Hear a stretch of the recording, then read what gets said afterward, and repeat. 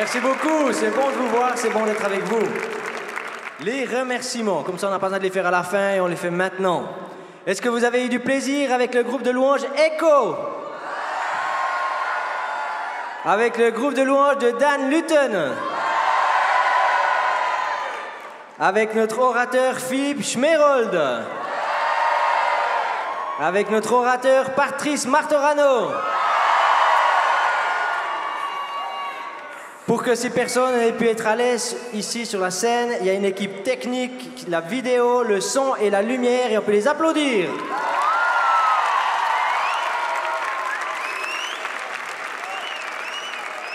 Vous trouverez sur les réseaux des super photos, des super vidéos. C'est l'équipe communication qui s'occupe du photo, vidéo, réseaux sociaux, site internet, flyers et j'en passe. On peut aussi les applaudir, ils ont fait un immense travail.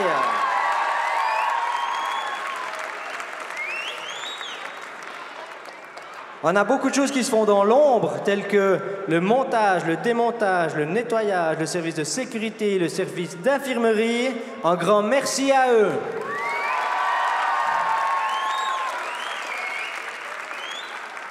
Pour les initiés, est-ce que vous avez apprécié de vous déplacer dans la halle 50 et d'être au Fun Park? Merci au Fun Park, le village des stands.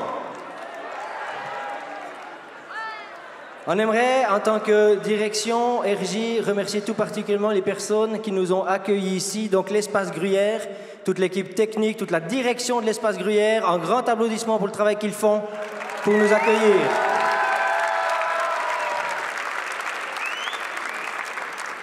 On a depuis maintenant une année ou 2 ans des super partenaires, c'est le Top Chrétien et c'est Phare FM Romandie.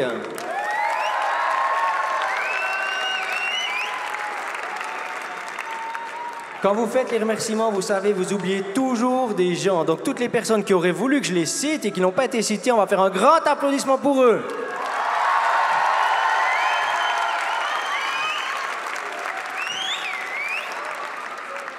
Et puis, après 5 ans de bons et loyaux services, la RJ, il y a eu un avant et un après les openings.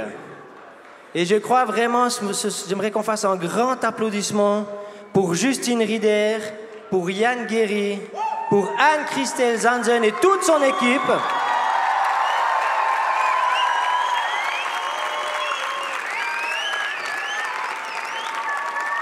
Si vous étiez venu il y a 6 ans, vous n'aurez pas eu d'opening. 5 ans, les openings ont commencé, ils ont fait un magnifique travail, énorme travail bénévole. Et puis, ils ont décidé de remettre ce mandat. Donc, on se réjouit de voir ce qu'il y aura l'année prochaine.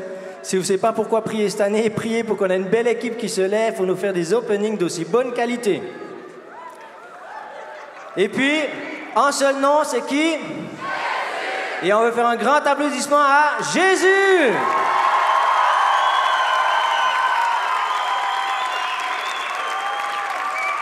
On a vécu des choses incroyables durant cette RJ et on a du plaisir à vous faire entendre quelques témoignages triés sur le volet. Donc je vais appeler la première personne pour le témoignage.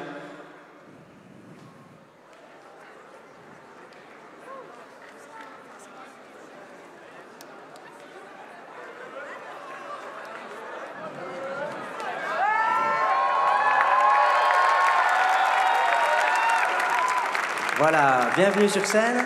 Quel est ton nom? Je m'appelle Emmanuela, j'ai 28 ans.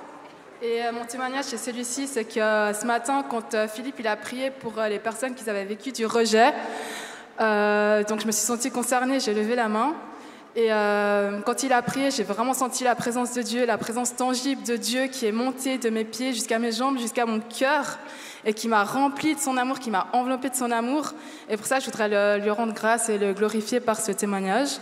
Et ensuite, la deuxième chose, c'est qu'il a dit qu'il y avait une personne dans la salle qui avait essayé de se faire du mal il y a 1 mois. Et il y a 2 mois de ça, j'ai essayé de me suicider parce que ça allait pas, j'étais pas très bien. J'avais vécu du harcèlement physique, du harcèlement moral par rapport à plusieurs personnes. Dans mon enfance, j'avais vécu des choses difficiles. Et quand il a prié, j'ai vraiment senti l'amour de Dieu me remplir. Et j'ai vraiment vu le nuage de dépression, en fait, sortir de mon être. Et pour ça, je voudrais le glorifier. Merci beaucoup, c'est énorme. Gloire à Dieu. J'ai un seul truc à dire, c'est que le seul nom, c'est qui? C'est Jésus. Wouh! Génial. Un autre témoignage. Comment est-ce que tu t'appelles? Qu'est-ce que tu as vécu? Alors moi c'est Tristan et puis j'ai vraiment ressenti une nouvelle fraîcheur dans ma vie spirituelle parce que la semaine avec le travail on est beaucoup fatigué et puis j'essaye des fois au quotidien de prendre du temps un peu pour Dieu, mais après voilà avec la fatigue je peux pas prier vraiment comme je voulais. Et puis là avec ces 3 jours qu'on a vécu ici, c'était vraiment une retraite en fait spirituelle. Je me suis vraiment c'est trop puissant. Merci Seigneur. Excellent, merci beaucoup. Voilà. Comment est-ce que tu t'appelles? Mélissa. Qu'est-ce que tu as vécu de bon, Mélissa?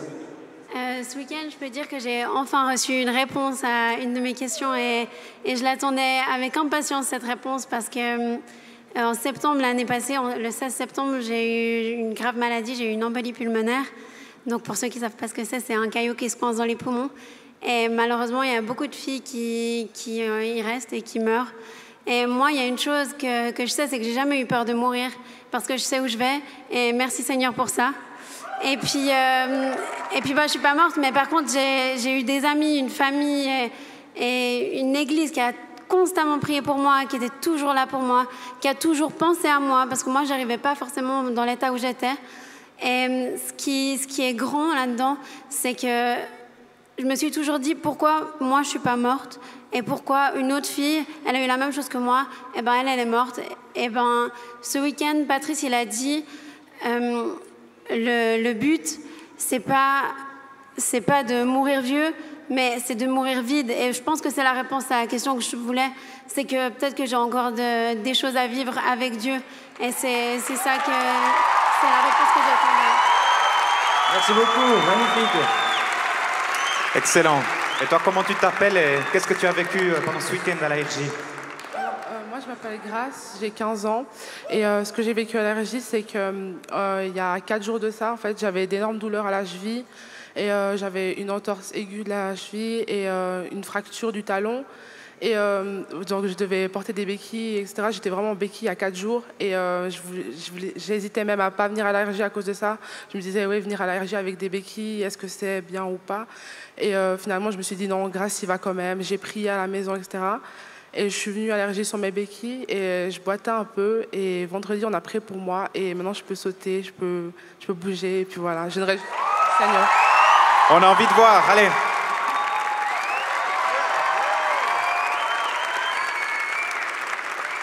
Comment est-ce que tu t'appelles? Je m'appelle Sarai.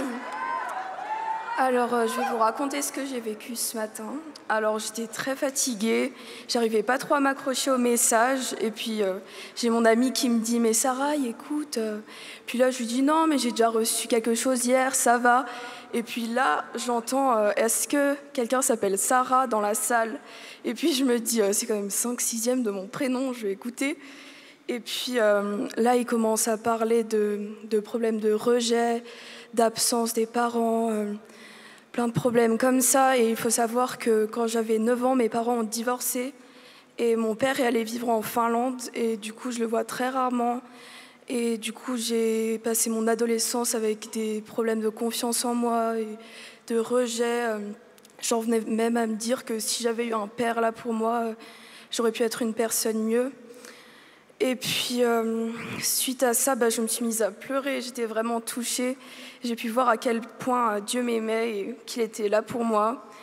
Et si vous avez vécu la même chose, je peux vous dire qu'il y a quelqu'un qui est là-haut et qui vous aime. Merci, Sarai. Et toi, qu'est-ce que tu as vécu? Comment tu t'appelles? Donc, je m'appelle Mathieu et ça peut paraître banal après tout ce que les autres ont dit, mais ce matin, quand Philippe Schmerold a parlé, a demandé à Dieu de répandre la joie parmi nous tous, et à peu près au même moment, j'ai senti une joie en moi, mais à un niveau, j'ai jamais vécu ça. Et c'était tellement intense que j'arrivais plus à parler, j'arrivais plus à exprimer ça. Il y en a des, quand c'est intense, ils rient. Moi, c'était au-delà de ça, j'arrivais plus à dire. Et la seule chose que j'arrivais à faire, c'était à travers mon âme, remercier Dieu, plus en parole, mais juste un remerciement où tu le sens jusqu'au fond de toi, où tu es là, Dieu, merci, merci parce que tu es là et que tu es là avec nous tout le temps pour notre joie.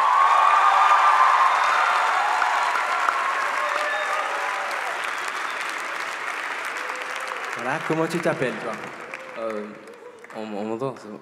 Moi, c'est Samuel, en fait. Et je suis de Genève.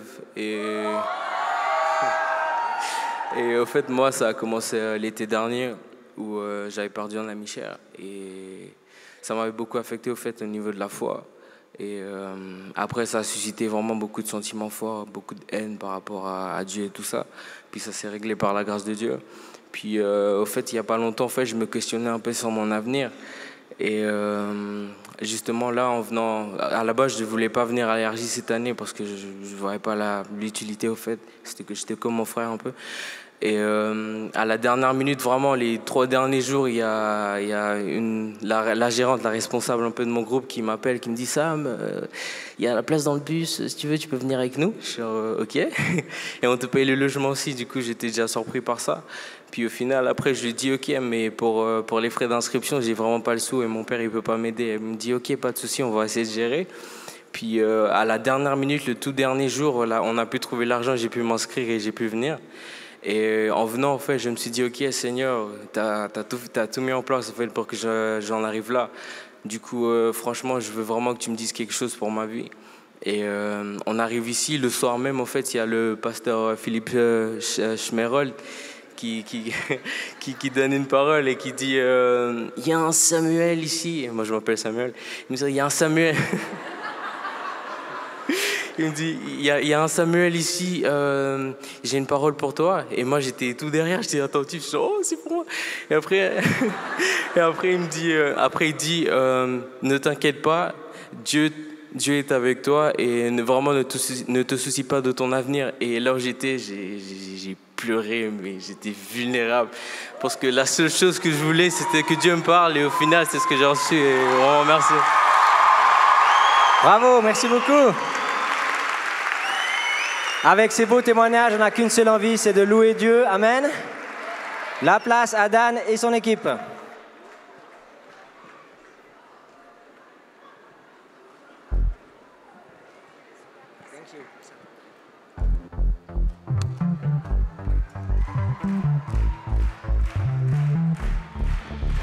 Ok, tout le monde, on pousse un cri de joie.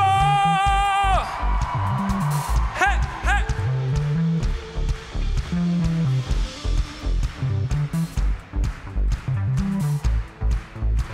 On y va tout le monde. Je m'éveille car je sais qu'avec toi tous mes rêves ont un sens. Je veux vivre ma vie pour toi. J'ai pris ma décision. Tu me relèves, tu me montres tes merveilles. À jamais je nomme ton amour, car tu m'as libéré. Oh Dieu, aucun moment n'est perdu. Oh, vois le soleil percer les ténèbres. Noir et blanc maintenant se change en couleur. Mon sauveur, oui tu fais toutes choses nouvelles. 1, 2, 3, hey! Maintenant je vis.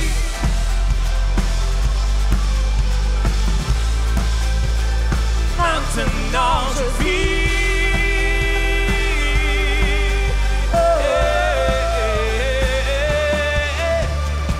Tu guides mes pas, tu es là près de moi. Ton amour m'a guéri. Il n'y a rien comme vivre avec toi. Cette vie que tu marches, choisis. Vois le soleil percer les ténèbres. Noir et blanc maintenant se change en couleur. Mon sauveur, oui tu fais toutes choses nouvelles. Maintenant je vis.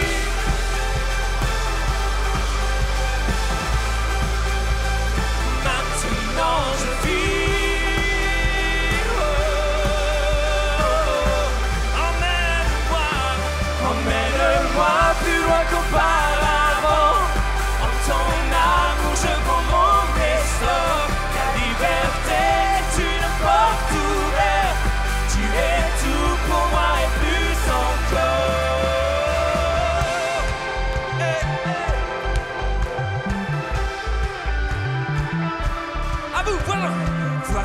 soleil percer les ténèbres.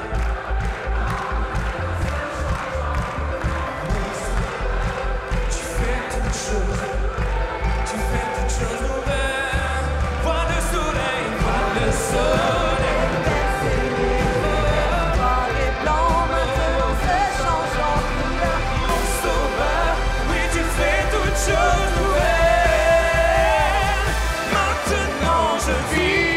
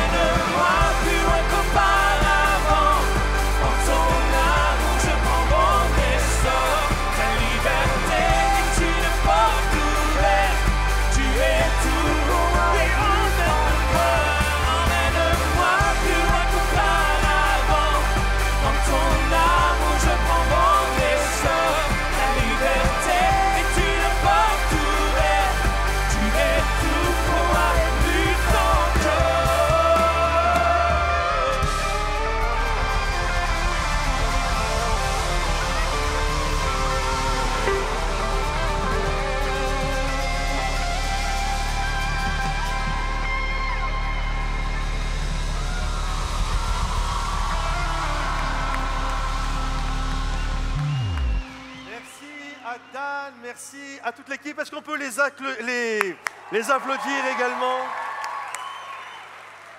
Ils vont revenir dans quelques instants, ils vont même rester ici. Vous pouvez vous asseoir si vous arrivez à vous faire une petite place. Je vais apporter un court message et puis on va finir en célébrant, en louant le Seigneur de tout notre cœur. Ça va, vous arrivez? Peut-être ceux qui sont un peu plus au fond, de vous décaler pour qu'il y ait de la place pour s'asseoir. Ça va, tout le monde arrive à se faire une place? Je ne serai pas long, vous n'aurez pas besoin d'être... Il y en a, ils ont carrément les pieds en dehors de la barrière. Ça va bien se passer, ça va bien se passer. On est dans la joie d'être là encore aujourd'hui. C'est la dernière, mais je crois qu'il y a plein de gens qui ont vécu des témoignages extraordinaires, incroyables. On a entendu quelques-uns, j'ai reçu plein de témoignages, que ce soit la louange, les différents messages qu'il y a pu avoir. Est-ce qu'il y en a qui ont été bénis dans ce lieu? Levez la main, tous ceux qui ont été bénis. Que tous ceux qui ont été bénis applaudissent, à l'applaudimètre, ceux qui ont vraiment, si vous avez été bénis. J'aimerais vraiment qu'on remercie toute l'équipe, le comité de pilotage de la RJ, Yves, Mathé, son épouse, toute l'équipe. Est-ce qu'on peut les applaudir très fort? Ils font un travail magnifique. Merci Yves, merci vraiment toute l'équipe. Je crois que ce que Dieu, la Bible dit ceci, ce que Dieu commence, il l'accomplit parfaitement. Est-ce que vous croyez que ce qu'il a commencé le premier soir, il va encore l'accomplir maintenant, totalement, parfaitement? Je le crois ça de tout mon cœur. Je crois, au début, je ne sais pas si vous vous souvenez, je vous ai dit ce qu'il y a de super avec Dieu, c'est que dès le début, on peut applaudir parce qu'on sait qu'il va être capable de livrer la marchandise, on sait que ça va être bon. Alors que tous ceux qui ont reçu la marchandise livrée applaudissent encore le roi des rois.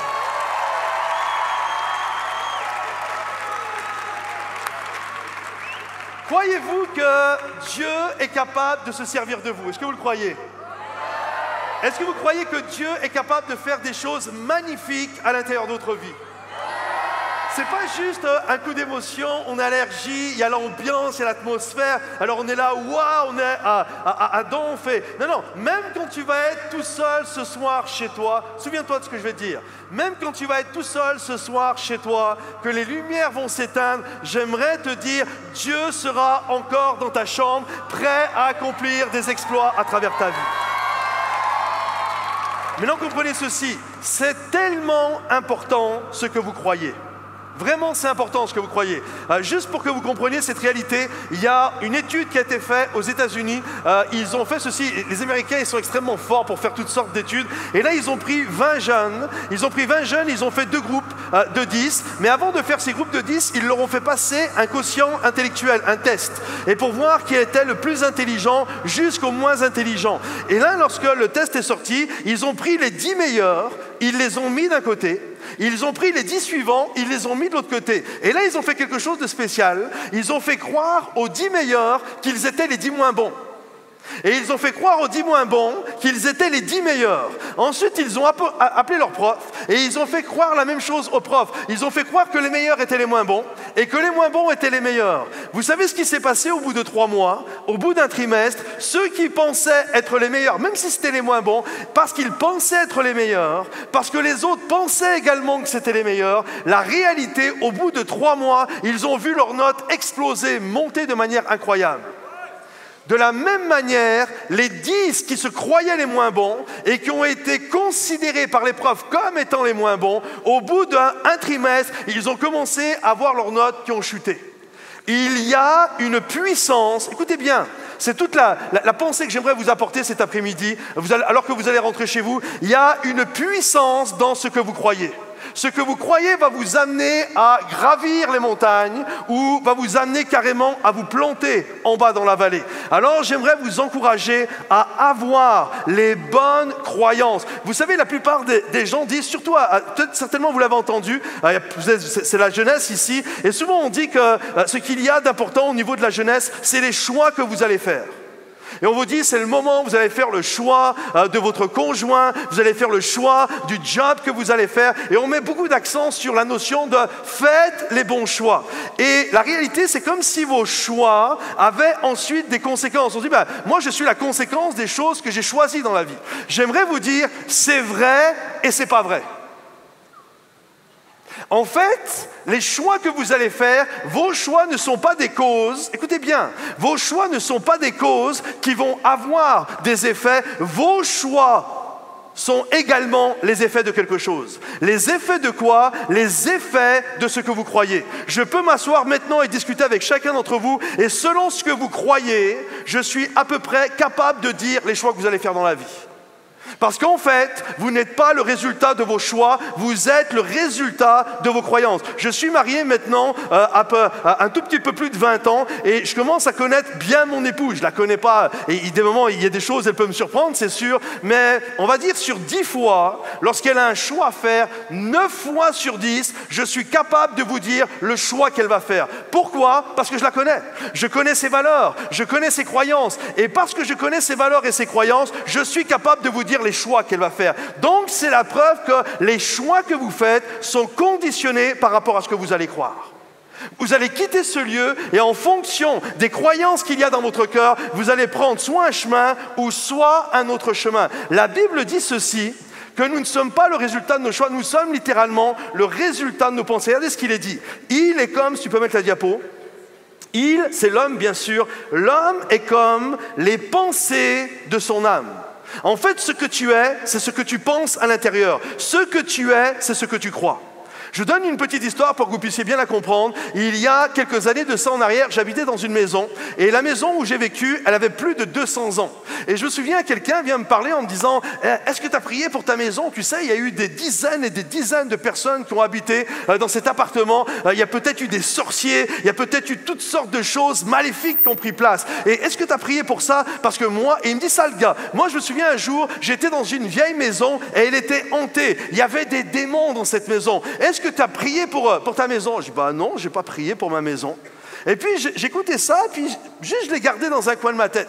Et un soir, alors que j'étais en train de dormir, d'un seul coup, j'entends, ma chambre est à côté du salon, d'un seul coup, j'entends dans le salon quelque chose qui se déplace. Ça me réveille. Et là, j'entends ensuite gratter au sol. Et lorsque j'entends ça, je commence à penser à ce que l'autre m'avait dit.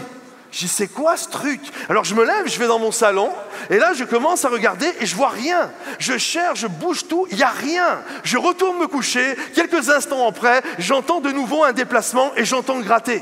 Je dis, non, ma maison, il y a des démons, il y a des hantés, il y a toutes sortes de trucs là. Alors, le temps passe, le lendemain, pareil, je suis en train de dormir, et là, j'entends de nouveau un déplacement, et j'entends gratter. Et là, je me lève, et j'ai au moins 34-35 ans, j'ai fait mon bac, ma licence en théologie, je suis pasteur déjà depuis des années, et je suis là dans mon salon, et je suis en train de prier, et je suis là, je marche, je fais les 400 pas, je chasse tous les démons de la terre, je prie. Plus rien, je vais me coucher. Quelques instants après, j'entends de nouveau le déplacement et j'entends gratter. Je me relève et je commence à chasser. Même les démons de Mars, de Jupiter, je les chasse tous. Tout ce qu'on m'a dit, tous les trucs que j'ai entendus, j'essaye tout ce que je peux essayer. Et là, je prie et je retourne me coucher et de nouveau, ça arrive.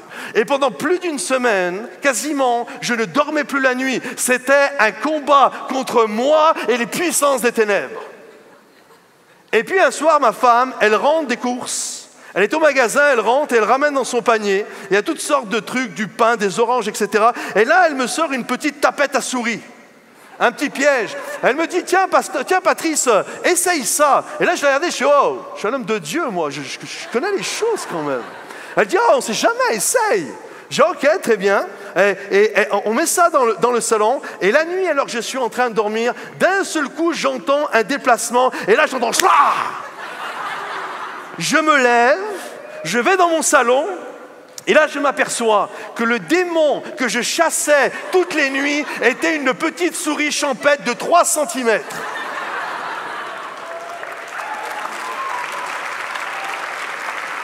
Maintenant comprenez ceci.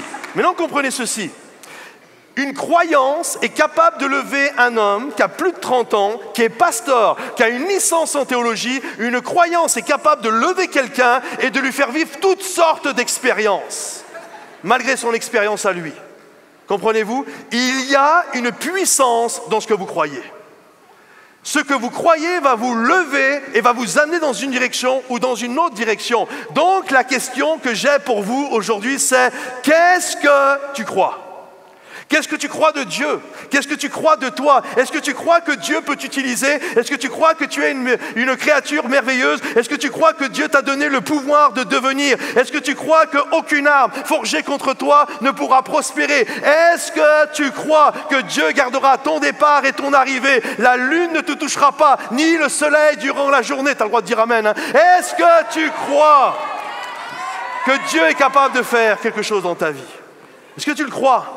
Moi, j'espère que vous êtes avec moi, je veux le croire. Parce que quand je le crois, alors ça m'amène à avoir une attitude de vainqueur. Ça m'amène à avoir une attitude, si tu peux mettre la diapo, une attitude qui va m'amener à être victorieux. Il y a des croyants, même s'ils sont croyants, même s'ils appartiennent à Jésus, même s'il y a le Saint-Esprit dans leur vie, écoutez bien, on le sait, on se parle clairement. Même s'ils ont tout ça, ils vivront une vie de défaite. Pourquoi? Parce que c'est une chose d'avoir ces choses-là en soi, mais c'en est une autre de croire que ce Saint-Esprit qui habite en moi est capable de me faire remporter des victoires. Donc c'est une chose de croire dans le sens, je connais les versets de la Bible, mais c'est une autre chose que de l'expérimenter, de donner sa foi dans ces choses-là et de croire qu'avec Dieu, je vais être capable de faire des exploits. J'aimerais vous poser une question. Je l'avais posée à la RJ Login, alors ceux qui étaient là l'année passée ne répondaient pas. Tous ceux qui sont là, quel est le héros des animaux? Le lion, vous êtes sûr? C'est Dieu ou c'est Walt Disney qui dit ça? Il y en a qui a dit l'agneau, l'aigle, le crocodile, l'ornithorynque. Celle-là, on ne me l'avait jamais sortie, celle-là. Quoi? Noé? Le serpent? Ah non, pas le serpent. En fait, le héros des animaux... Ne mets pas la diapo tout de suite, s'il te plaît. Attends que je te demande de mettre la diapo parce que je vais poser une autre question. En fait, le héros des animaux, la première réponse était la bonne. Le héros des animaux, c'est Walt Disney en fait qui s'est inspiré de la Bible. Le héros des animaux, la Bible nous dit que c'est le lion. Mais non, j'ai une autre question. Pourquoi la Bible dit que c'est le lion? Parce qu'il connaît sa valeur, c'est bon ça, et il ne recule devant rien. Poum, j'ai eu les 2 bonnes réponses coup sur coup. On peut les applaudir bien fort.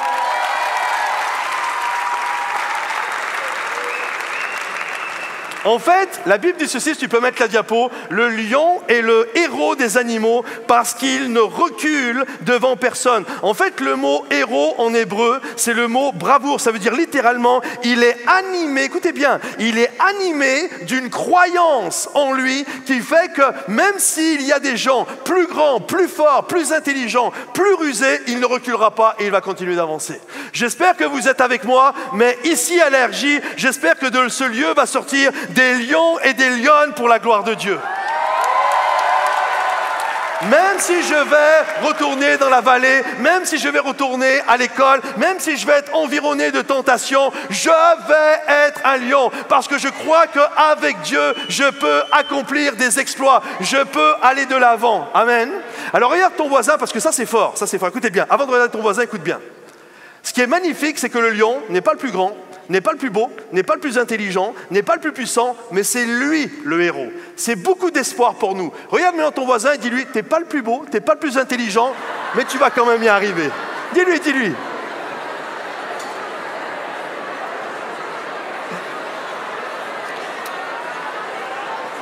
C'est bon, réglez pas vos comptes. C'est bon, je vous ai là. Regardez là, regardez. Là, vous êtes partis, hein. Hier, j'ai fait la bêtise de vous dire ça, vous êtes partis pendant un quart d'heure à raconter. Ok? En fait, il y a cette notion, j'ai pas besoin d'être le plus grand, j'ai pas besoin d'être le plus beau, j'ai pas besoin d'être le plus intelligent, j'ai même pas besoin de faire le plus spirituel dans mon groupe de louanges, dans mon groupe de jeunesse. Je dois juste croire en ce que Dieu dit.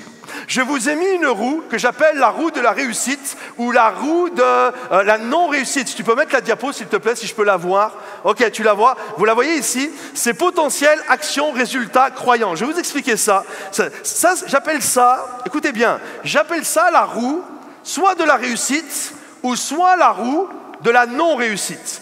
Je pars du début. Croyance, on parle des croyances, ok?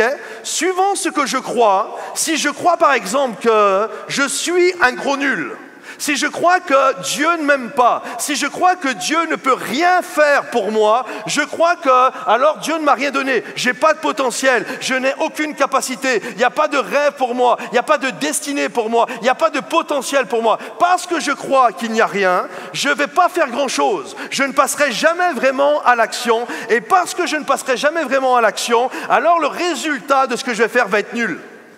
Et à cause de ces résultats nuls, ça va renforcer la croyance que je suis un gros nul. Et toute ma vie, je peux vivre comme ça. Il y a des gens en ce moment, vous pensez que vous êtes nuls, vous pensez que vous êtes incapable, vous pensez que vous ne pourrez jamais rien réussir parce que vous avez ces mauvaises croyances. Vous êtes dans la roue de la non-réussite. Mais j'aimerais vous dire, ceux qui réussissent dans la vie pratiquent exactement la même roue.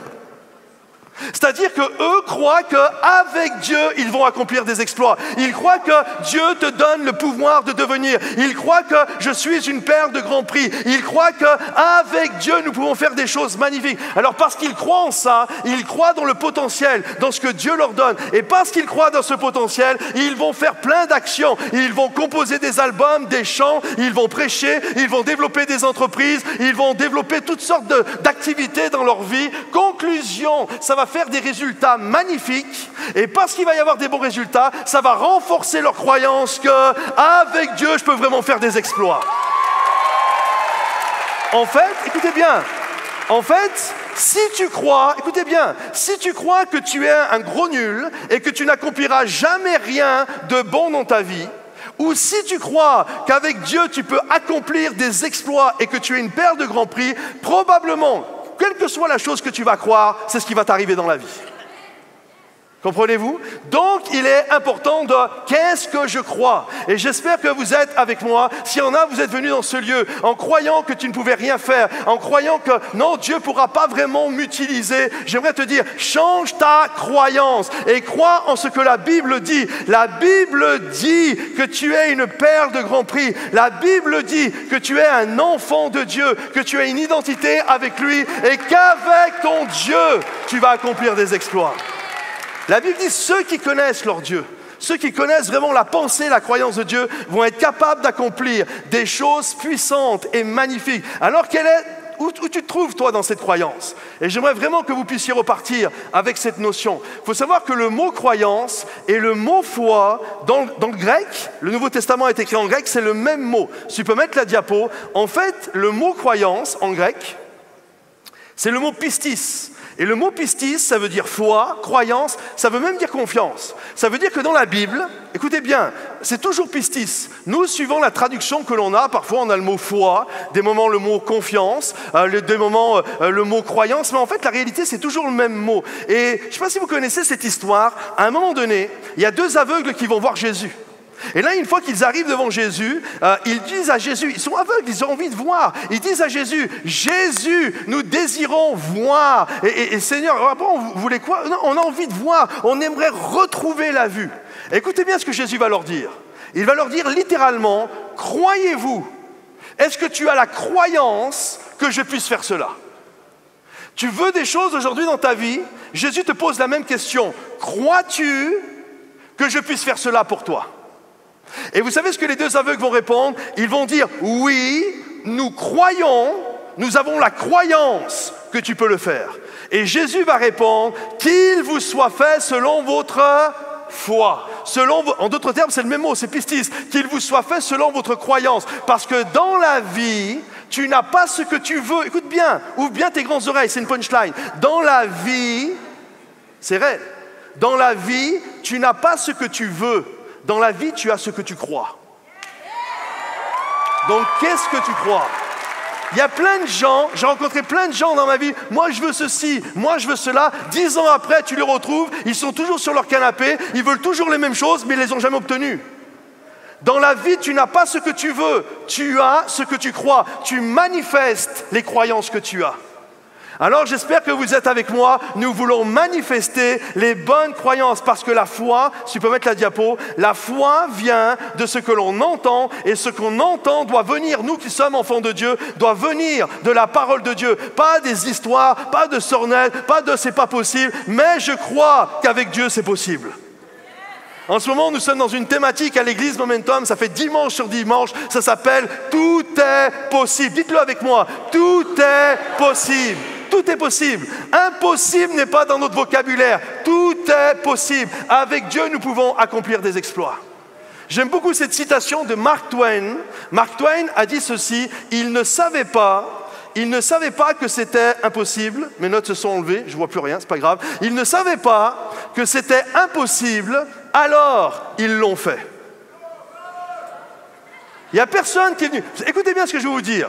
En France, actuellement, c'est pas une blague, en France, actuellement, si on prend aux 10 églises qui grandissent le plus, j'ai regardé, aux 10 églises qui grandissent le plus en France, actuellement, je crois qu'à peu près, si je ne dis pas de bêtises, 9 sur 10 ont pour pasteur un pasteur qui n'a pas été formé en France. Qui n'a pas grandi avec la culture de « t'es en France, tu n'y arriveras jamais ». Ouais, avec les Français, c'est pas possible. Peut-être en Suisse, c'est la même chose. Oh, tu sais, les Suisses, non, ça marche pas avec les Suisses. Oh, les Français. En France, on te donne les 18 raisons de pourquoi ça va jamais fonctionner. Et là, d'un seul coup, il y a 9 gars sur 10 qui viennent de Canada, qui viennent de Portugal, qui viennent d'Allemagne, qui viennent des États-Unis, un qui vient d'Australie, etc., un qui vient de Suisse sur Lyon, etc. Ils n'ont jamais, on leur a pas dit, ils n'ont pas grandi avec la culture de « c'est pas possible », les 18 raisons de pourquoi ça peut pas marcher en France. Eux, ils ont juste grandi dans des églises où l'église allait de l'avant, dans des églises où c'est possible, et comme par hasard, même en France, ça marche. Comprenez-vous? Qu'est-ce que tu crois? Parce que suivant ce que tu crois, soit tu vas y arriver, soit tu ne vas pas y arriver. Alors j'espère que vous êtes avec moi. Comme Mark Twain l'a dit, ils ne savaient pas que c'était impossible, alors ils l'ont fait. Écoutez bien, vous ne voyez pas, ça c'est notre punchline, vous ne voyez pas, tu peux mettre la diapo, avec vos yeux, mais vous voyez avec vos croyances. Vous ne voyez pas avec vos yeux. Là, tout à l'heure, je pourrais prendre une trentaine de personnes, vous dire, vous allez dans la ville de Bulle et vous revenez, les uns derrière les autres, on vous donne le micro et vous allez nous faire un rapport de ce que vous avez vu. Je suis persuadé qu'on va avoir des rapports différents. Alors que vous avez vu les mêmes choses. Parce que vous ne voyez pas avec vos yeux, mais vous voyez selon vos croyances. Miles Monroe a dit ceci, un enseignant que j'apprécie beaucoup, a dit ceci, Le pire ennemi de la vision, c'est la vue. Je répète, le pire ennemi de la vision, c'est la vue. Évidemment, on est là et on voit toutes les impossibilités, mais on n'y arrivera jamais. Le pire ennemi de la vision, c'est la vue. J'espère que vous êtes avec moi, mais on veut voir ce que Dieu veut que nous puissions voir. Au-delà de ce que mes yeux physiques voient, au-delà de ce qu'on m'a dit de la France, au-delà de ce qu'on m'a dit de la Suisse, au-delà de ce qu'on m'a dit de ceci, de cela, je crois qu'avec Dieu, c'est possible. Il y a cet appel à croire, et je finirai avec cette pensée, croire au-delà de ce que vous voyez. À un moment donné, Moïse va prendre 12 hommes, ils sont aux portes du pays promis. Pourtant, les 12 ont vu des miracles. Ils ont vu les 10 plaies d'Égypte, ils ont vu la mer rouge s'ouvrir en deux, ils ont vu l'eau sortir du rocher, ils ont vu la manne tomber du ciel. Ils se retrouvent devant le pays promis. Et Moïse dit aux 12 hommes, allez dans le pays promis, allez-y. Et puis vous allez me faire un rapport, ce que j'ai dit tout à l'heure, vous allez me faire un rapport de ce que vous avez vu. Et les 12, quand ils vont revenir, normalement, on est d'accord pour dire qu'ils ont vu la même chose.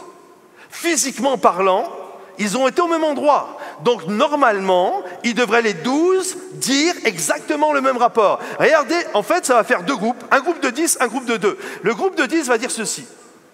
Ils décrièrent devant les enfants d'Israël le pays qu'ils avaient exploré. Ils dirent, le pays que nous avons parcouru pour l'explorer est un pays qui dévore ses habitants. Tous ceux que nous y avons vus sont des hommes d'une haute taille. Et nous y avons vu les géants, enfants d'Anak, de la race des géants.